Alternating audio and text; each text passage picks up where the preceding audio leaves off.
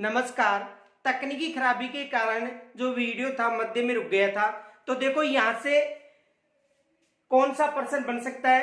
जांगल जो जनपद था उससे देखो देखो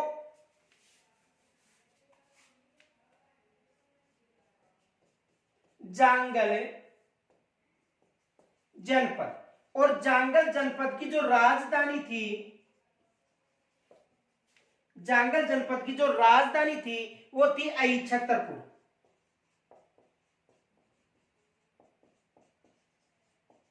जांगल जनपद की राजधानी कौन सी थी? अहिछत्रपुर थी। अब देखो इनके अलावा जो सांबर सपादलक क्षेत्र था, देखो ये फैक्ट याद रख लेना। बिजोलिया शिलालेख के अनुसार, बिजोलिया शिलालेख के अनुसार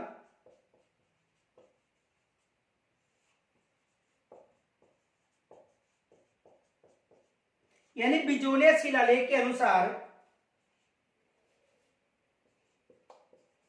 सपादलक्ष यानी सांबर की राजधानी भी कौन सी थी? अहिछत्रपुर थी। यानी जांगल जनपद की राजधानी भी अहिछत्रपुर थी। और बिजोलिया शिलालेख के अनुसार जो सपादलक्ष चौहानों का राज्य क्षेत्र था, प्रारंभिक राज्य था, और इसकी जो राजधानी थी वो भी क्या थी? अहिछत्रपुर। और अहिछत्रपुर को वर्तमान में, इससे वर्तमान में नागौर के नाम से जाना जाता है। अहिछत्रपुर को वर्तमान में किसके नाम से जाना जाता है? नागौर के नाम से जाना जाता है। तो यहां से भी एग्जाम में प्रश्न बन सकता है। इसका स्क्रीनशॉट लीजिए।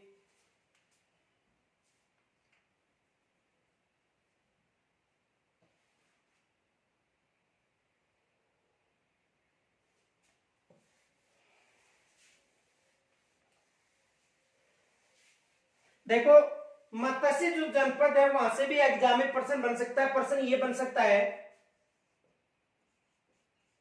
मत्स्य जनपद का उल्लेख किस ग्रंथ में, मत्स्य जनपद का उल्लेख किस ग्रंथ में मिलता है? यह प्रश्न बन गया कि मत्स्य जनपद का जो उल्लेख है वो किस ग्रंथ में मिलता है। तो देखो मत्स्य जनपद का जो उल्लेख है वो महाभारत व ऋग्वेद, महाभारत व ऋग्वेद में किनका उल्लेख मिलता है? मत्स्य जनपद का उल्लेख मिलता है। और मत्स्य जनपद का जो क्षेत्र था अलवर व जयपुर का मध्य क्षेत्र था। इनका जो क्षेत्र था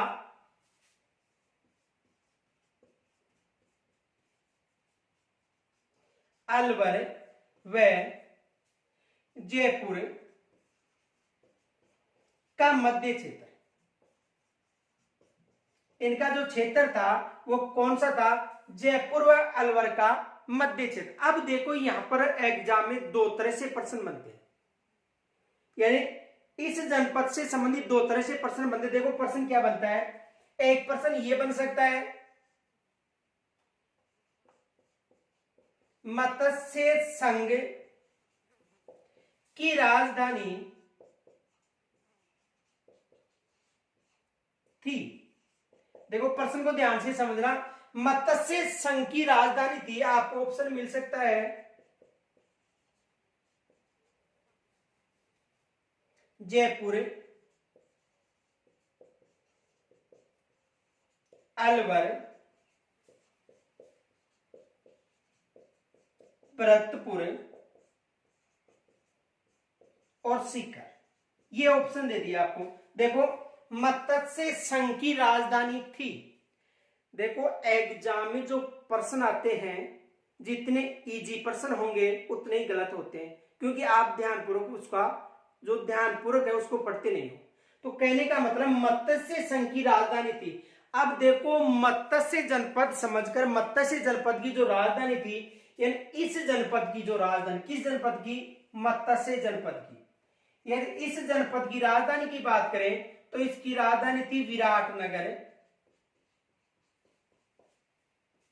जयपुर। मत्स्य जनपद की जो राजधानी थी वो कौन सी थी, विराटनगर जयपुर। लेकिन यहां पर एग्जामिनर मत्स्य संघ की राजधानी पूछ रहा, जो एकीकरण का प्रथम चरण था। एकीकरण का जो प्रथम चरण था वो था मत्स्य संघ। मत्स्य जनपद की तो विराटनगर जयपुर थी, लेकिन यहां पर एग्जामिनर प्रश्न पूछ रहा है मत्स्य संघ, और मत्स्य संघ की राजधानी जयपुर नहीं थी, कहां पर थी, अलवर। यदि जो प्रश्न इजी प्रश्न है, यदि आप उस प्रश्न को गलत करते हो तो 100% वहां पर ही एग्जाम से बाहर हो जाते हो। इजी प्रश्न, जो सरल प्रश्न है उसको गलत नहीं करना, यानी प्रश्न को ध्यान पूर्वक पढ़ना है। जो प्रश्न है उसका जो अध्ययन करते समय ध्यान पूर्वक पढ़ना है। कुछ प्रश्न तो आप एग्जाम में, जो इजी प्रश्न है, प्रश्न दे रखा है कि निम्न में से कौन सी खारे पानी की झील नहीं है, खारे पानी की झील नहीं है, और आप वहां पर नहीं को नहीं पढ़ते हो, निम्न में से खारे पानी की झील, जो पहला ऑप्शन हुआ आपको सांबर मिलेगा, आगे कुछ लिखा हो कोई मतलब नहीं है, और कहां पर सही कर दोगे, सांबर, और प्रश्न क्या हो गया, गलत हो गया। प्रश्न को ध्यान पूर्वक पढ़ना है, यानी कहने का मतलब यहां पर एग्जामिनर आपको कंफ्यूज कर सकता है, क्योंकि दोनों टॉपिक हमारे सिलेबस में है। राजस्थान का एकीकरण भी है और राजस्थान के जनपद भी है, तो वो एग्जामिनर प्रश्न बना सकता है कि मत्स्य संघ की राजधानी थी, तो यदि ध्यानपूर्वक पढ़ेगा वो तो सही कर देगा, कौन सी थी, अलवर। और यदि मत्स्य जनपद में चला जाएगा और जयपुर कर देगा तो प्रश्न क्या हो जाएगा, गलत। तो देखो मत्स्य जनपद की राजधानी विराटनगर जयपुर थी, जो वर्तमान में बैराट के नाम से जानी जाती है। इनके अलावा यदि मत्स्य संघ की बात करें तो मत्स्य संघ में, मत्स्य संघ की राजधानी कौन सी थी, जयपुर। और मत्स्य संघ में शामिल कौन कौन से, देखो इसमें शामिल थे अलवर, भरतपुर, करौली व धौलपुर, ये शामिल थे। देखो जो मत्स्य संघ है उसमें अलवर, भरतपुर, धौलपुर और करौली शामिल थे।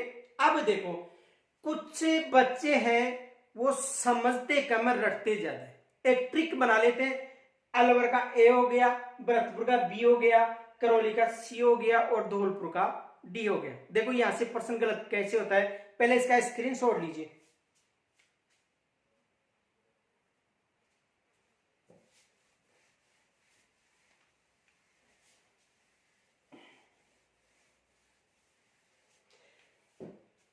देखो मत्स्य संघ की बात करें तो मत्स्य संघ की जो राजधानी थी वो थी अलवर, और एकीकरण का प्रथम चरण था, और इस मत्स्य संघ का नाम के मुंशी यानी कन्हैयालाल माणिक्यलाल मुंशी के द्वारा प्रथम चरण का नाम मत्स्य संघ रखा गया था। अब देखो मत्स्य संघ में शामिल है, मत्स्य संघ में शामिल है, देखो अलवर, भरतपुर, करौली और धौलपुर। देखो मैं आपको वास्तविकता बता रहा हूं, जब मेरा ऑफलाइन का बैच चल रहा था उस समय कुछ बच्चे थे उन्होंने ये रट रखा था अलवर, भरतपुर, धौलपुर, करौली की जगह देखो ए यानी अलवर, बी का भरतपुर, सी का करौली और डी का धौलपुर। जब मैं ऑफलाइन के बैच में एकीकरण पढ़ा रहा था उस समय जब मैंने ये पूछा कि मत्स्य संघ में शामिल है तो एक बच्चे ने ये जवाब दिया था A B C D, A B C D. A B C D का मतलब अलवर, भरतपुर, धौलपुर और करौली। उस बच्चे ने ए बी सी डी को रट लिया था। अब देखो कुछ दिनों बाद जब जो टेस्ट लिया गया था उसमें ये प्रश्न दिया गया था, देखो, मत्स्य संघ में शामिल है। ये प्रश्न दिया था कि मत्स्य संघ में शामिल है। अब देखो, मैंने ऑप्शन में दिया था अजमेर,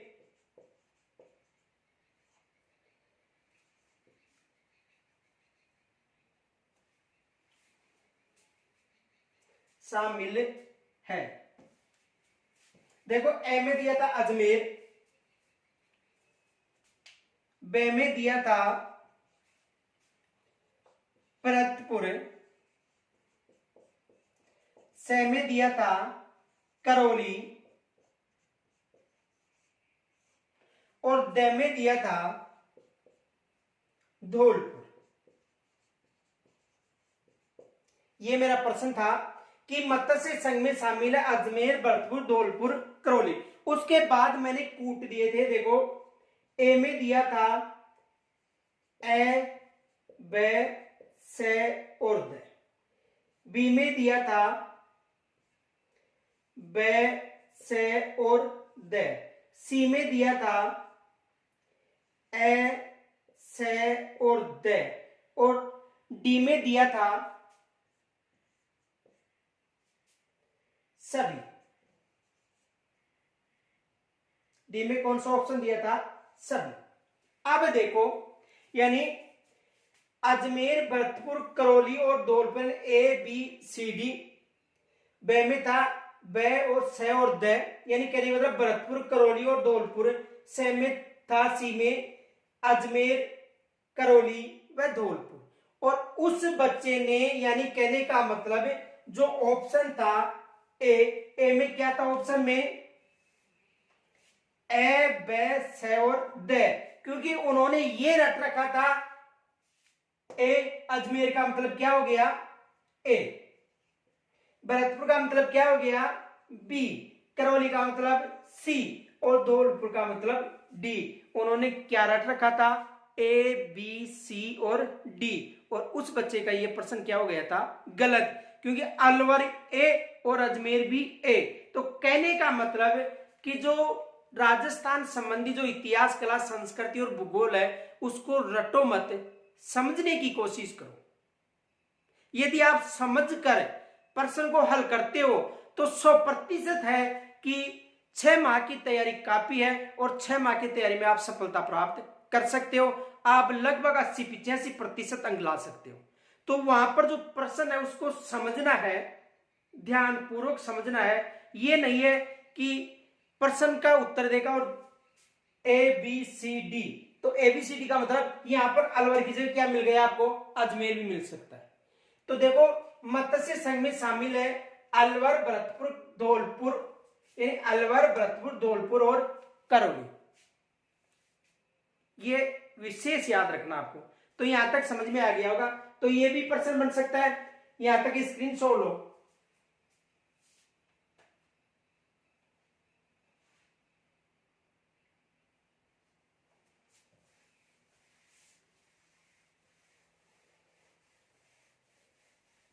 देखो, अगला प्रश्न ये बन सकता है,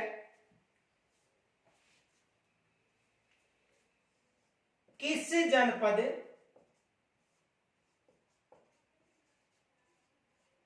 का उल्लेख, किस जनपद का उल्लेख चीनी यात्री युवान चौहान,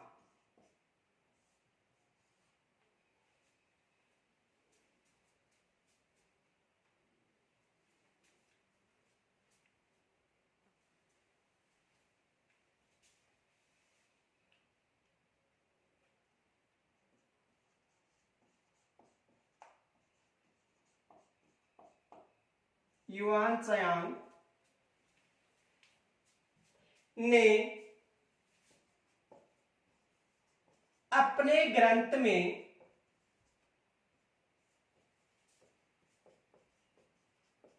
किया? देखो किस जनपद का उल्लेख चीनी यात्री युआन त्सांग ने अपने ग्रंथ में किया था। देखो ऑप्शन मिल सकते हैं वहां पर आपको जनपद, ए में मिल गया जांगल जनपद, बे में मिल गया मत्स्य जनपद, से में मिल गया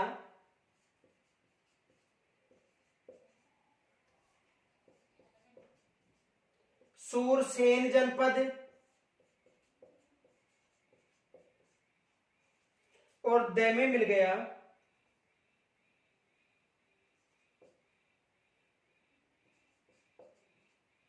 मरु जनपद। ये ऑप्शन मिल गया आपको। देखो प्रश्न ध्यान से समझो। प्रश्न ये, किस जनपद का उल्लेख चीनी यात्री युआन त्सांग ने अपने ग्रंथ में किया है?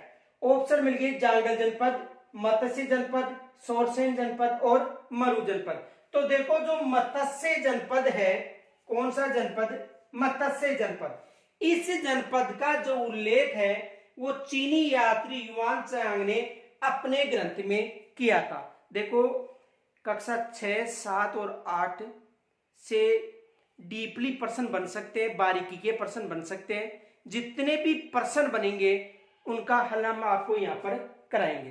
तो कहने का मतलब है इन प्रश्नों को ध्यानपूर्वक समझना है आपको। तो किस जनपद में चीनी यात्री का, तो किस जनपद का? मत्स्य जनपद का। इस जनपद का उल्लेख किया था। इनके अलावा देखो दूसरा प्रश्न ये भी बन सकता है,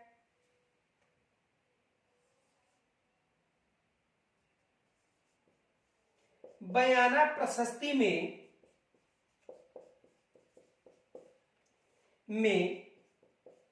किस जनपद का उल्लेख मिलता है? का उल्लेख मिलता है।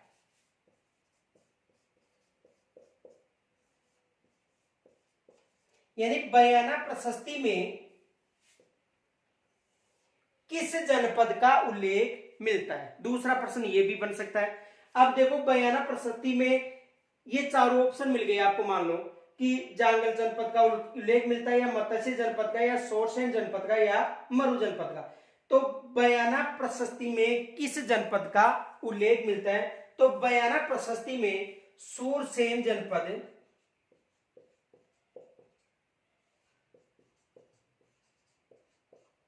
किस जनपद का उल्लेख मिलता है? सूरसेन जनपद का उल्लेख मिलता है। तो यहां तक स्क्रीनशॉट लीजिए।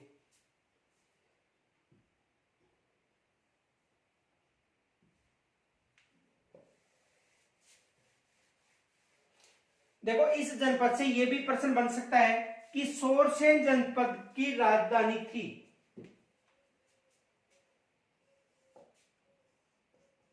सूरसेन जनपद की राजधानी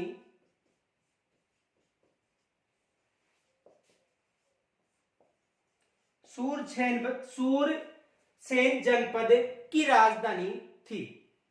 देखो सूरसेन जनपद की जो राजधानी थी वो थी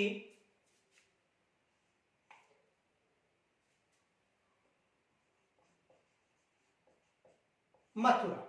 सूरसेन जनपद की राजधानी कौन सी थी? मथुरा।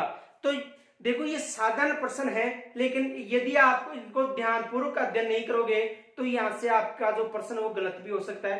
तो सूरसेन जनपद की जो राजधानी थी वो मथुरा थी। सूरसेन जनपद का जो उल्लेख था वो किस प्रशस्ति में मिलता है? बयाना प्रशस्ति में। ये भी याद रखना, यहां से भी एग्जाम में प्रश्न बन सकता है। इनके अलावा इसका जो क्षेत्र था भरतपुर, धौलपुर व करौली का अधिकतर भाग था। भरतपुर, धौलपुर व करौली का अधिकतर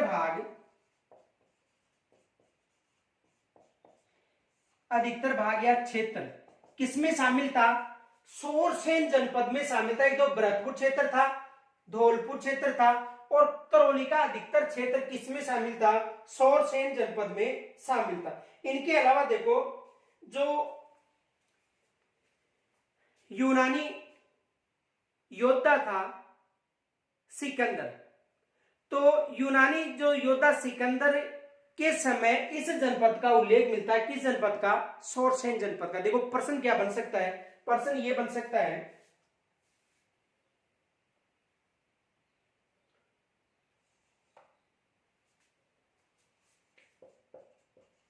चौथी शताब्दी ईसा पूर्व, देखो सिकंदर का जो समय था चौथी शताब्दी ईसा पूर्व के यूनानी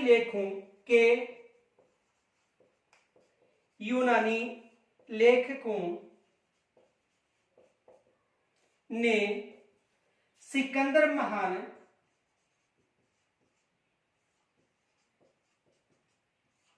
के समय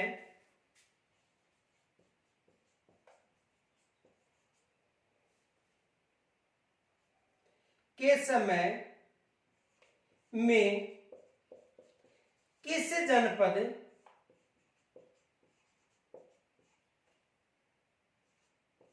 का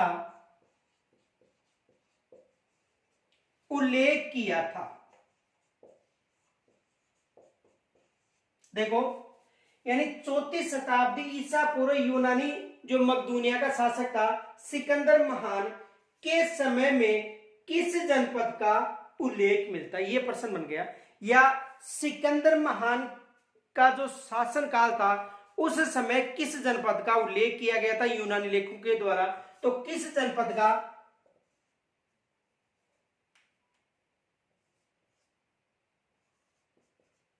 शूरसेन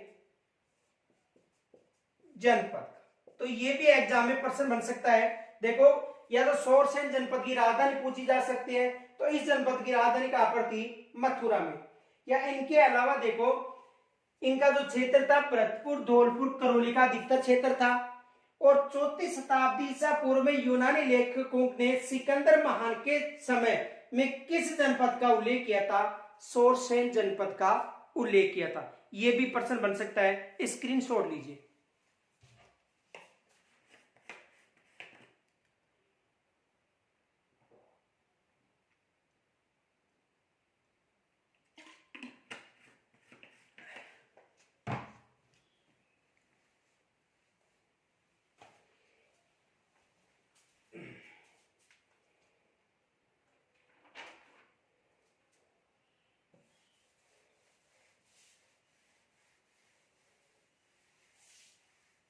देखो प्रश्न ये भी बन सकता है इनसे,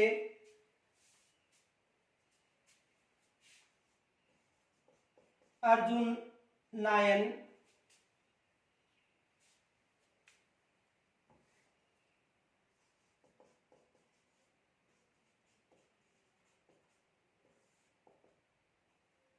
जनपद में कौन से क्षेत्र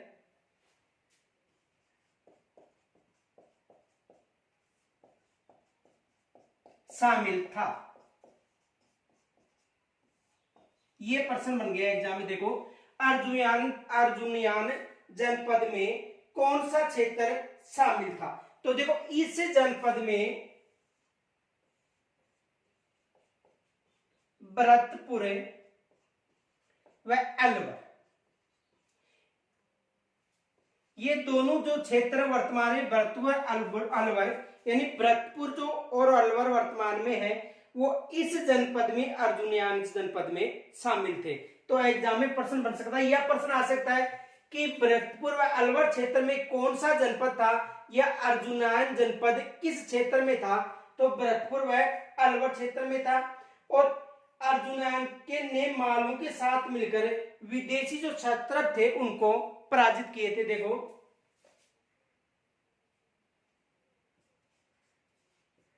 नोट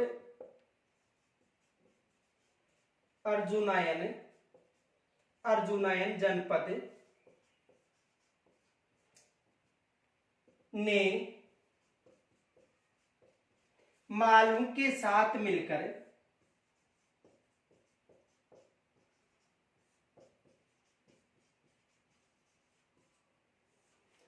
मालवों के साथ मिलकर विदेशी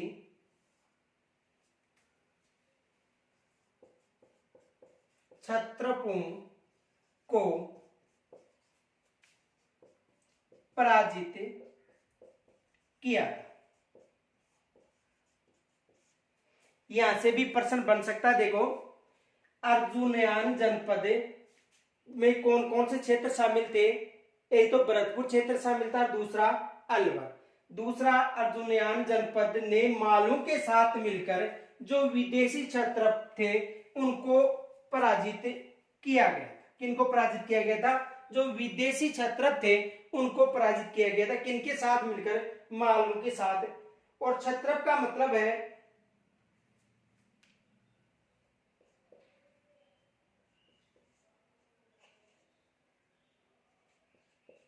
क्षत्रप, यानी क्षत्रप का मतलब है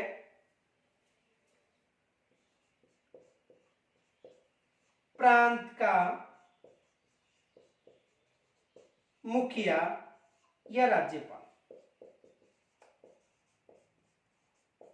प्रांत का मुखिया या राज्यपाल। तो यहां से भी एग्जाम में प्रश्न बन सकता है। और ये जो शब्द है भारत में शक जाति के लिए प्रयुक्त होता था, कौन सा? क्षत्रप शब्द।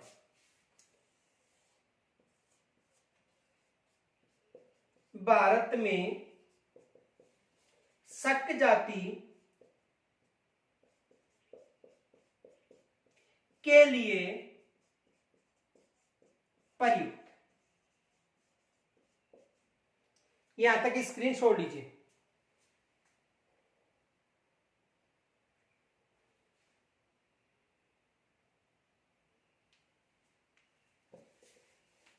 देखो, प्रश्न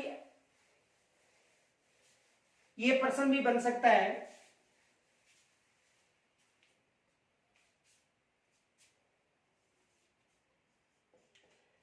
मालवों की विजय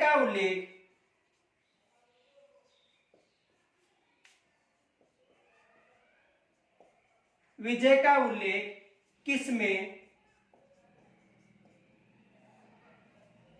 मिलता है?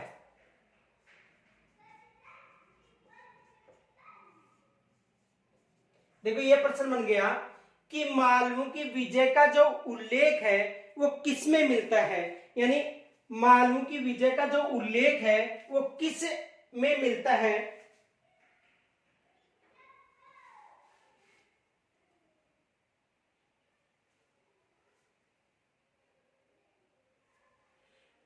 देखो, किस अभिलेख लिख लो, किस अभिलेख मालवों की विजय का उल्लेख किस अभिलेख में मिलता है? तो कौन सा अभिलेख है? नांदसा अभिलेख। और नांदसा अभिलेख कहां पर मिला था? भीलवाड़ा। तो एग्जाम में यह भी प्रश्न बन सकता है कि मालवों की विजय का जो उल्लेख है किस अभिलेख में मिलता है? तो मालवों की विजय का जो उल्लेख है वो किस अभिलेख मिलता है? नांदसा अभिलेख मिलता है। और यह अभिलेख कहां पर मिला था? भीलवाड़ा में। तो यहां से भी एग्जाम में ये प्रश्न बनने की संभावना है। इनके अलावा देखो, जो मालवा जो क्षेत्र था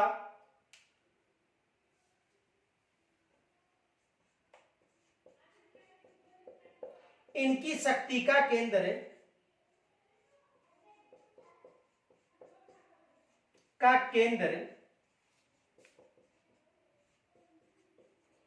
जयपुर के पास का क्षेत्र था।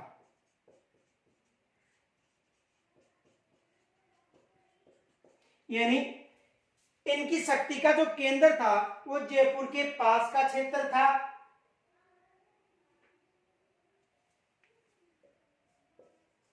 जो वर्तमान में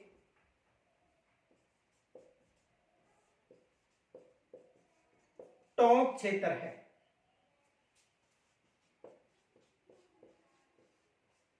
देखो, इनकी जो शक्ति का केंद्र था वो जो जयपुर का पास का क्षेत्र था जो वर्तमान में टोंक क्षेत्र के नाम से जाना जाता है।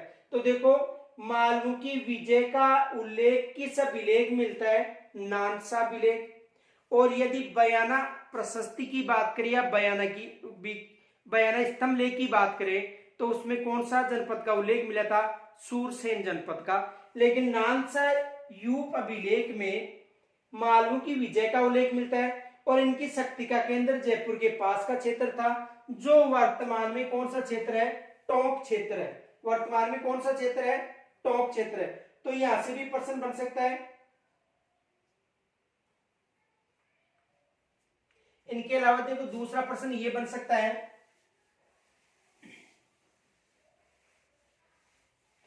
राजस्थान के उत्तरी क्षेत्र में राजस्थान के उत्तरी क्षेत्र में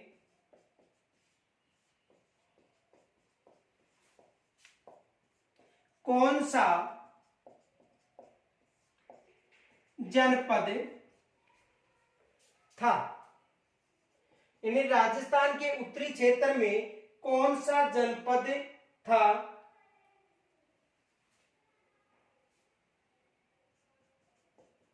जिन्होंने कुषाणों की शक्ति को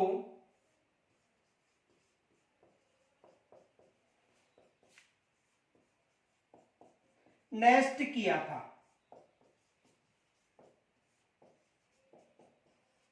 देखो, राजस्थान के उत्तरी क्षेत्र में कौन सा जनपद था जिन्होंने कुषाणों की शक्ति को नष्ट किया था? यह प्रश्न बन सकता है कि राजस्थान के उत्तरी क्षेत्र में कौन सा जनपद था जिन्होंने कुषाणों की शक्ति को नष्ट किया था? तो कौन सा जनपद था? योद्धे जनपद। कौन सा जनपद था?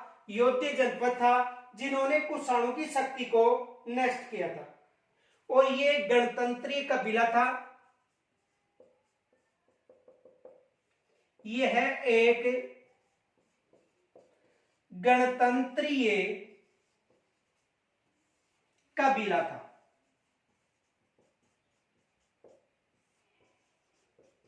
देखो, यहां से यह प्रश्न बनने की संभावना है।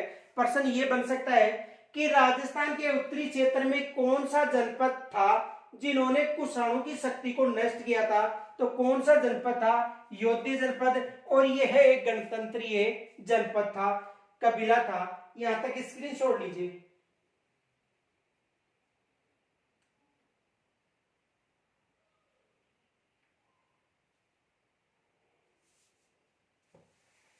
देखो, दूसरा प्रश्न यह भी बन सकता है,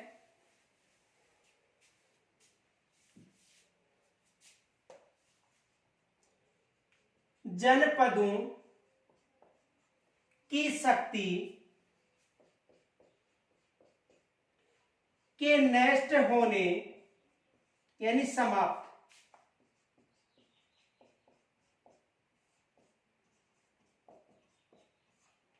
का उल्लेख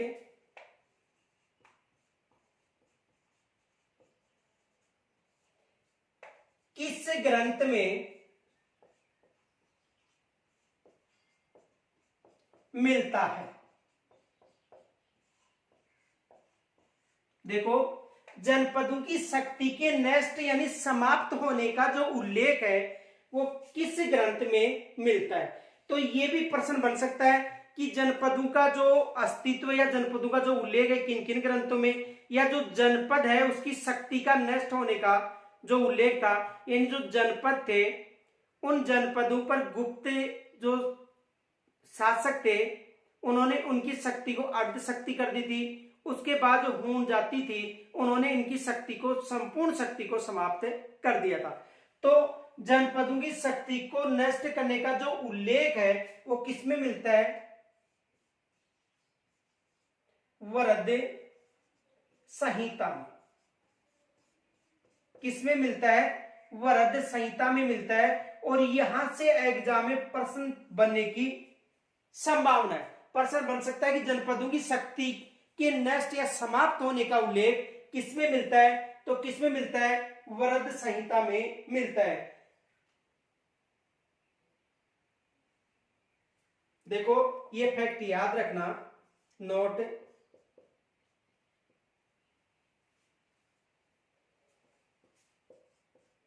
गुप्त सम्राटों ने इसकी शक्ति, इनकी शक्ति को अर्ध शक्ति, यानी गुप्त सम्राटों ने इनकी शक्ति को अर्ध शक्ति बनाए रखा।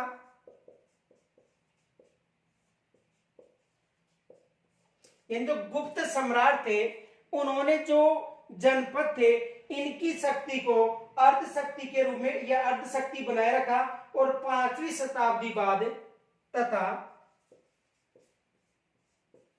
5वीं शताब्दी बाद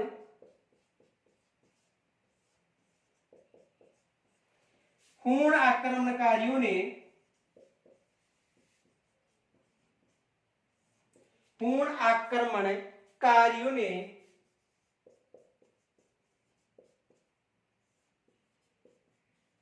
इनकी शक्ति को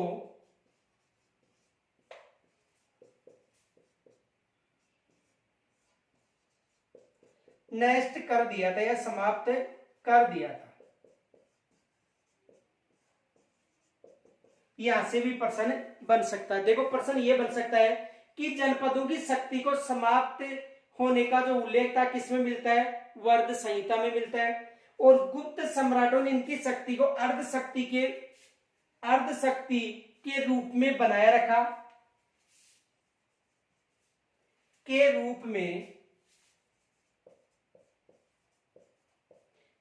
रखा, तथा 5वीं शताब्दी बाद जो हूण आक्रमणकारी थे उन्होंने इनकी शक्ति को नष्ट कर दिया था। तो देखो एग्जाम में ये प्रश्न मोस्ट मान लेना, यहां से प्रश्न बनने की संभावना है कि जनपदों की शक्ति को नष्ट या समाप्त करने का उल्लेख किस ग्रंथ में मिलता है, वरद संहिता ग्रंथ में मिलता है। ये प्रश्न मोस्ट मान लेना। देखो जनपद से संबंधित 4 प्रश्न मोस्ट मान लेना। पहला जो प्रश्न है कि जो जनपद, अधिकतर जनपदों का उल्लेख किन ग्रंथों में मिलता है, ये पूछा जा सकता है। दूसरा प्रश्न ये पूछा जा सकता है कि ऐसा कौन सा ग्रंथ है जिसमें जनपदों की शक्ति समाप्त होने का उल्लेख है। या प्रश्न बन सकता है कि बयाना जो प्रशस्ति है उसमें किस जनपद का उल्लेख है, या नांदसा जो यूप अभिलेख है उसमें किस जनपद का उल्लेख है। ये प्रश्न है जो मोस्ट प्रश्न है। या बन सकता है कि जो मरु जनपद है उसका उल्लेख किन ग्रंथों में मिलता है। तो यहां से ये प्रश्न बन सकते हैं, इनका स्क्रीनशॉट लीजिए।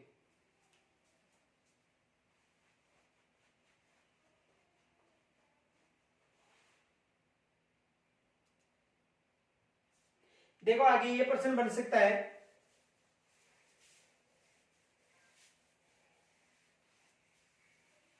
प्राचीन सीवी जनपद को प्राचीन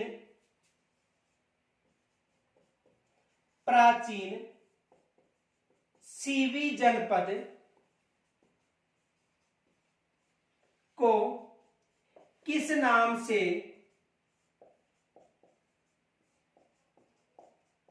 जाना जाता है। यह प्रश्न बन गया। देखो प्रश्न देखो कि प्राचीन सीवी जनपद को किस नाम से जाना जाता है, प्राचीन सीवी जनपद को किस नाम से जाना जाता है, यह प्रश्न बन गया। तो देखो प्राचीन जो सीवी जनपद है उसे मेवाड़ के नाम से जाना जाता है। किस नाम से जाना जाता है, मेवाड़ के नाम से जाना जाता है। और मेवाड़ क्षेत्र में देखो कौन कौन से क्षेत्र शामिल है वर्तमान में। देखो उदयपुर क्षेत्र है, राजसमंद है, चित्तौड़गढ़ है, प्रतापगढ़ है, वह भीलवाड़ा। इन क्षेत्रों को वर्तमान में मेवाड़ का जो क्षेत्र है उनके नाम से जाना जाता है। किन किन क्षेत्रों को, उदयपुर, राजसमंद, चित्तौड़गढ़, प्रतापगढ़ व भीलवाड़ा क्षेत्र। इन क्षेत्रों को वर्तमान में मेवाड़ क्षेत्र के नाम से जाना जाता है। और इन क्षेत्र की जो भाषा है, भाषा कौन सी है? मेवाड़ी। भाषा कौन सी है? मेवाड़ी भाषा है। और इस क्षेत्र में दो वंशों ने शासन किया था, गुहिल वंश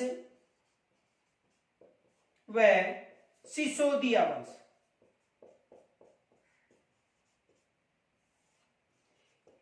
जो मेवाड़ क्षेत्र था उस पर गुहिल वंश व सिसोदिया वंश का अधिकार रहा था। तो एग्जाम में प्रश्न बन सकता है कि प्राचीन सीवी जनपद को किस नाम से जाना जाता है? तो प्राचीन जो सीवी जनपद है उसे मेवाड़ के नाम से जाना जाता है। इसकी भाषा मेवाड़ी थी। इस क्षेत्र में उदयपुर, राजसमंद, चित्तौड़गढ़, प्रतापगढ़ और भीलवाड़ा क्षेत्र शामिल है। और यहाँ पर दो वंशों ने शासन किया था। जो प्रारंभिक वंश था वो गुहिल वंश था, जिसका संस्थापक गुहादित्य था और अंतिम शासक रतन सिंह था। और इसका जो प्रारंभिक शासक था हमीर था। जो सिसोदिया वंश का प्रारंभिक शासक कौन था? हमीर, जिसे मेवाड़ का उद्धारक भी कहा जाता है। यहां तक स्क्रीन छोड़ लीजिए।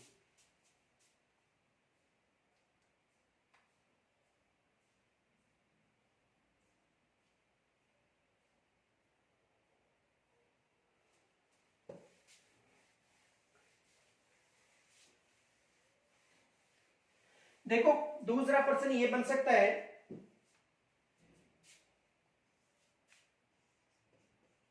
वागड़ क्षेत्र में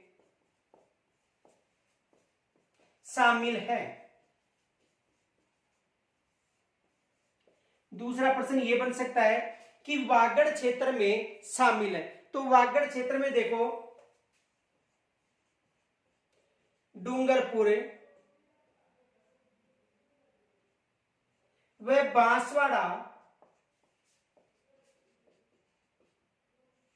किस क्षेत्र में शामिल है? वागड़ क्षेत्र में शामिल है। यानी डूंगरपुर और बांसवाड़ा वागड़ क्षेत्र में शामिल है। इनके अलावा देखो जो एनसीईआरटी की जो पुस्तक है उनमें वागड़ क्षेत्र दो बता रखे हैं। पहला वागड़ क्षेत्र, जो प्रथम वागड़ क्षेत्र है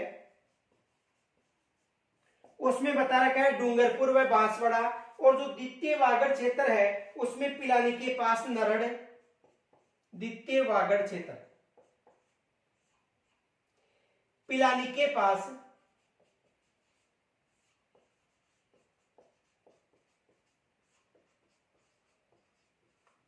एक तो पिलानी के पास का जो नरहड़ क्षेत्र है उसे बता रखा है। नरहड़ क्षेत्र के अलावा देखो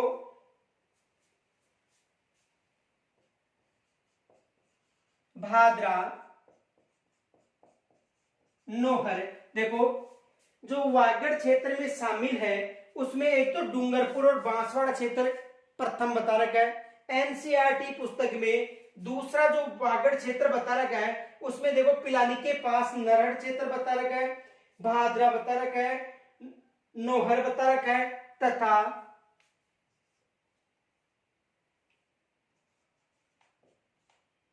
कंगना क्षेत्र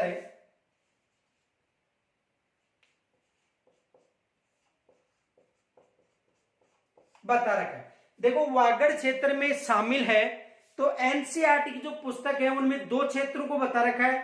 पहला क्षेत्र में डूंगरपुर और बांसवाड़ा का क्षेत्र बताया कि ये क्षेत्र वागड़ है। दूसरे क्षेत्र में पिलानी के पास नरड़ है झुंझुनू में, भादरा, नोहर ये जो क्षेत्र है हनुमानगढ़ क्षेत्र में, इन क्षेत्र को बता रखा है। लेकिन यदि मुख्य माना जाए तो मुख्य कौन सा है? डूंगरपुर और बांसवाड़ा क्षेत्र किसमें शामिल है? वागड़ क्षेत्र में। और इनकी जो भाषा है वो कौन सी है? बागड़ी भाषा।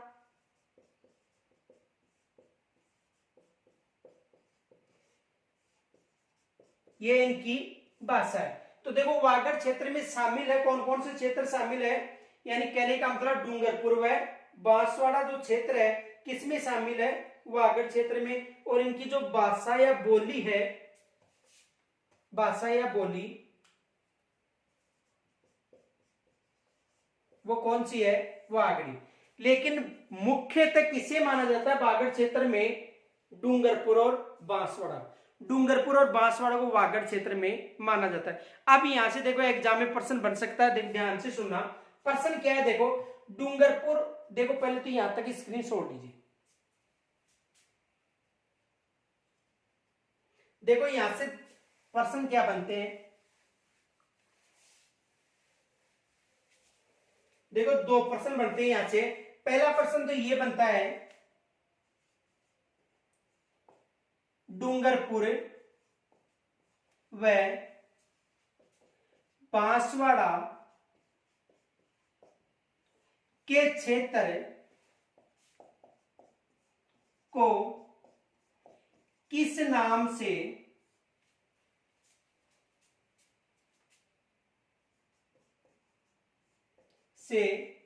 जाना जाता है। एक तो ये प्रश्न बन गया, देखो डूंगरपुर और बांसवाड़ा क्षेत्र को किस नाम से जाना जाता है, तो इस क्षेत्र को वागड़ के नाम से, यह प्रश्न बन गया कि डूंगरपुर और बांसवाड़ा क्षेत्र को किस नाम से जाना जाता है, तो डूंगरपुर और बांसवाड़ा क्षेत्र को वागड़ के नाम से जाना जाता है। अब दूसरा प्रश्न यह बन सकता है,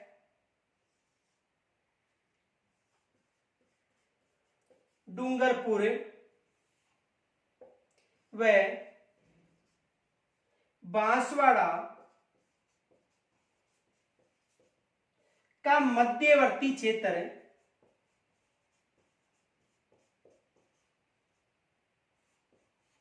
यानी डूंगरपुर व बांसवाड़ा का मध्यवर्ती क्षेत्र किस नाम से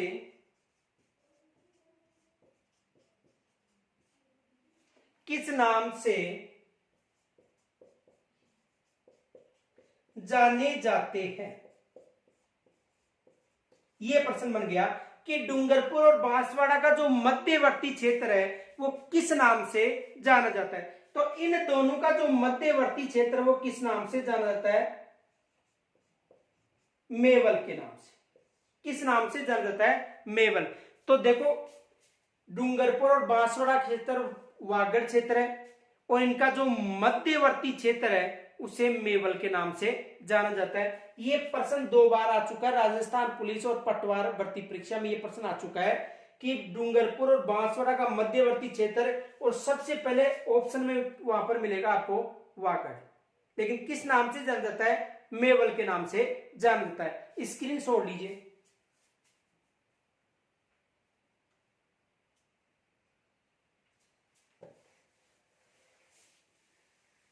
देखो अगला प्रश्न ये बन सकता है, प्राचीन मरु प्रदेश को वर्तमान में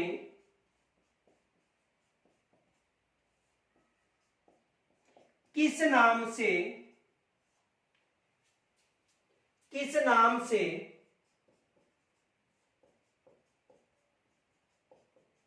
जाना जाता है, यानी प्राचीन मरु प्रदेश को वर्तमान में किस नाम से जाना जाता है। एग्जाम में यहां से भी प्रश्न बन सकता है। तो प्राचीन जो मरु प्रदेश है उसको वर्तमान में मारवाड़ के नाम से,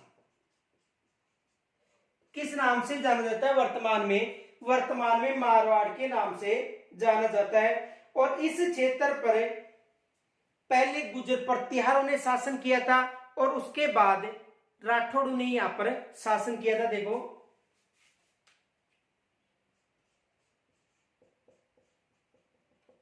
इस क्षेत्र पर पहले गुर्जर प्रतिहारों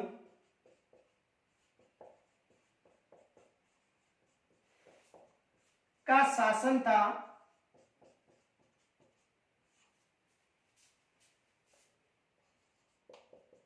बाद में राठौड़ वंश का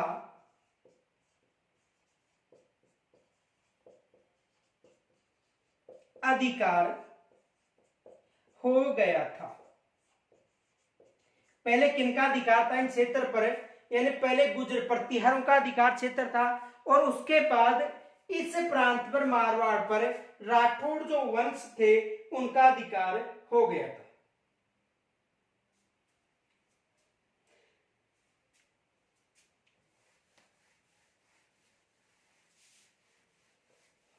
इनके अलावा देखो ये प्रश्न भी बन सकता है,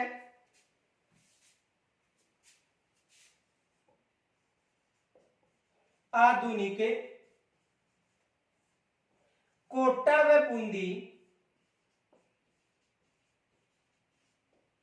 के क्षेत्र को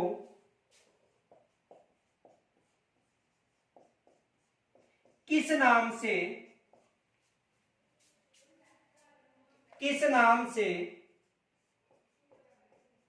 जाना जाता था।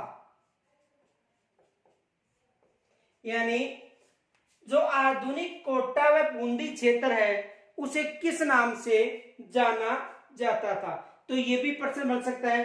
तो आधुनिक कोटा व बूंदी क्षेत्र को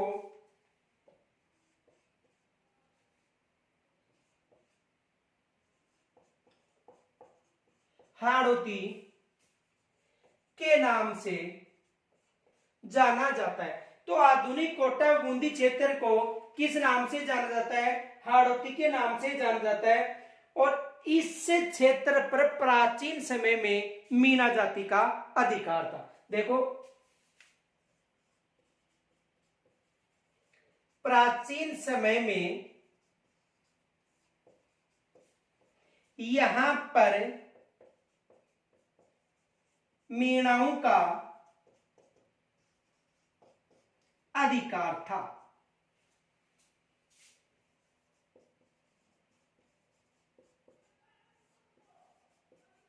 यानी यहां पर प्राचीन समय में किनका अधिकार था, मीना जाति का अधिकार था। और जो बूंदी क्षेत्र है उसका नामकरण बूंदा मीणा पर रखा गया था।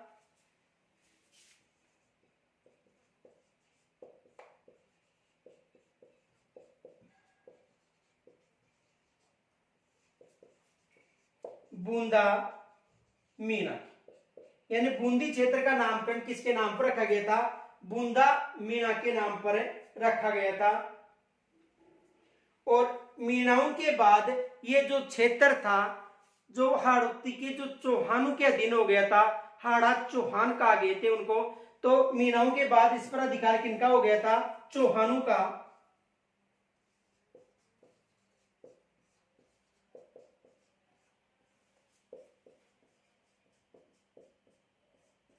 चौहानों का अधिकार। तो यहाँ के जो चौहान थे उन्होंने हाड़ौती क्षेत्र पर अधिकार किया था, इस कारण इस क्षेत्र के जो चौहान थे हाड़ा चौहान कहलाते थे। कौन से चौहान कहलाते थे, हाड़ा चौहान।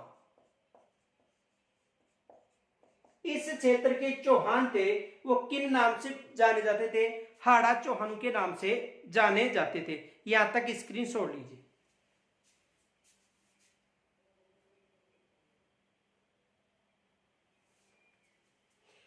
देखो इसकी बोली हाड़ौती थी,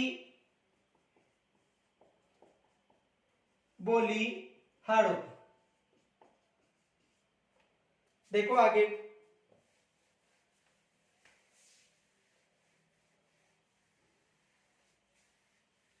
देखो प्राचीन समय में जयपुर के आसपास के क्षेत्र को प्राचीन समय में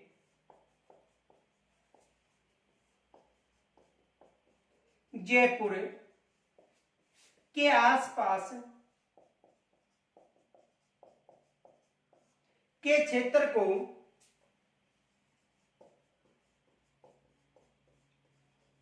किस नाम से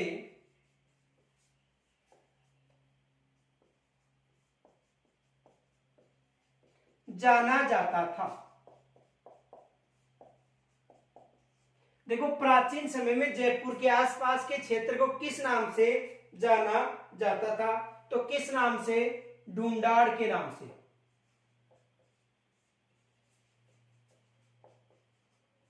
किस नाम से, ढूंढाड़ के नाम से। बोली कौन सी थी? ढूंढाड़ी।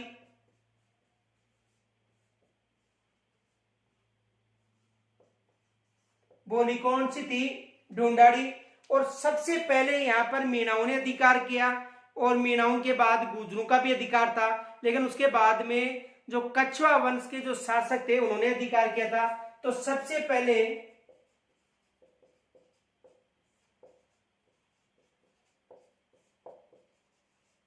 मीणाओं का अधिकार था, बाद में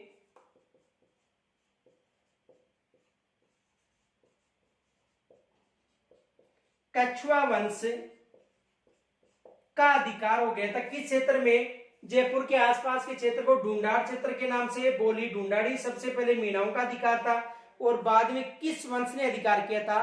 कछवा वंश ने अधिकार किया था। तो यहां तक स्क्रीनशॉट लीजिए।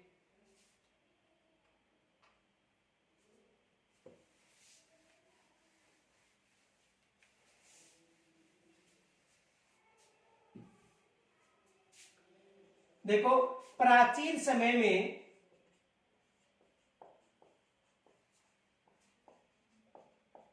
अलवर व भरतपुर, अलवर व भरतपुर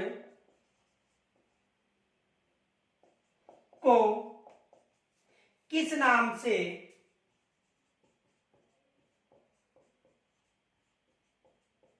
जाना जाता था?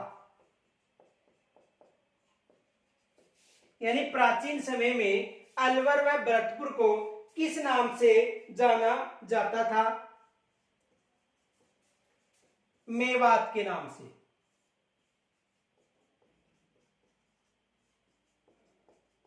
किस नाम से? मेवात के नाम से।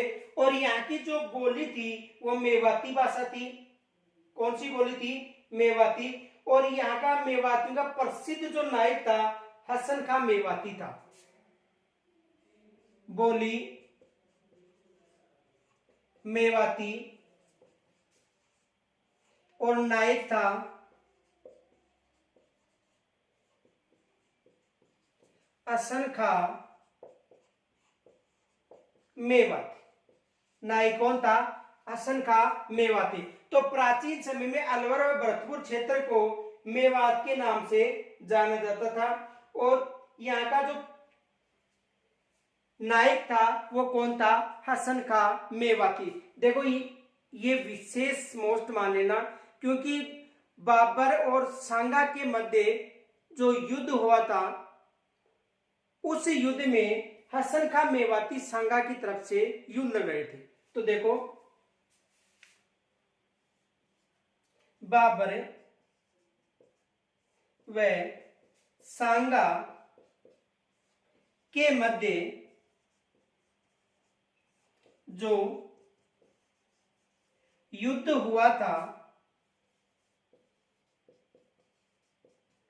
उसमें सांगा की तरफ से युद्ध लड़ा था।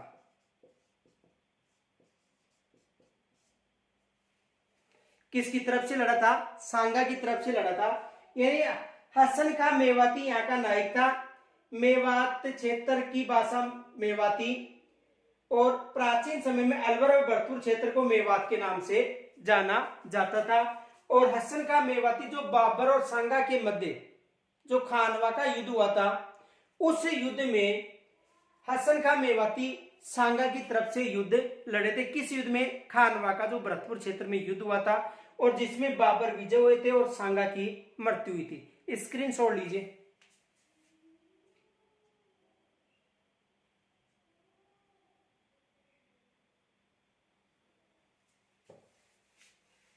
देखो, एक प्रश्न यहां से यह भी बन सकता है,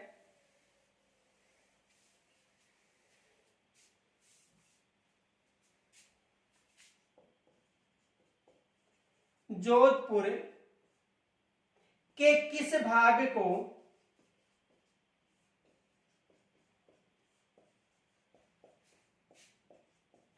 गुजरात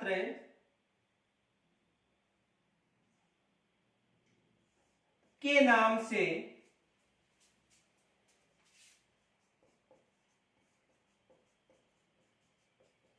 जाना जाता है? देखो, जोधपुर के किस भाग को गुजरात्रा या गुजरात्र के नाम से जाना जाता है? ऑप्शन मिल सकता है ए में उत्तरी भाग,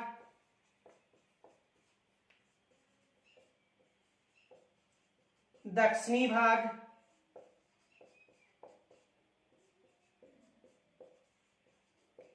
पूर्वी भाग और पश्चिमी भाग। यह प्रश्न आ गया कि जोधपुर के किस भाग को गुजरात्र के नाम से जाना जाता है? उत्तरी भाग, दक्षिणी भाग, पूर्वी भाग और पश्चिमी भाग। किस भाग को कहा जाता है? दक्षिणी भाग को। तो जो वर्तमान में जो पुस्तक चल रही है उनसे ऐसे प्रश्न बन सकते हैं। इस वीडियो को अधिक से अधिक लाइक व शेयर करना है और यदि कोई समस्या हो तो कमेंट्स के द्वारा मुझे जरूर बतानी है। धन्यवाद।